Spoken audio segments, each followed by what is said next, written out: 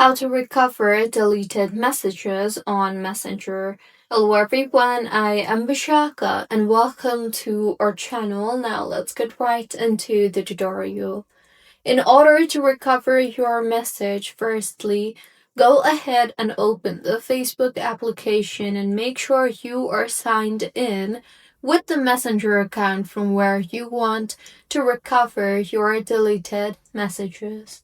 Once opened, tap on your profile icon at the bottom right of your screen and then tap on the settings option on the top right of your screen.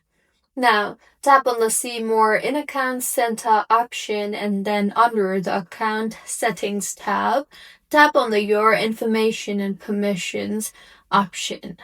Further, tap on the Export Your Information option and now in the interface that you will be led to, tap on the Create Export button you see there. Further, go ahead and choose where do you want to export your file, that is to desktop, device, or your external browser. Now in the interface that you will then be led to, select the date range and the quality and the file type, and finally tap on the Create File option, and with this, your file will be generated. So wait for the files to be generated, and once generated, go ahead and open the Files application and further navigate to the file that you just downloaded and then open the Messages tab, and you will be able to view all your messages that you have previously deleted.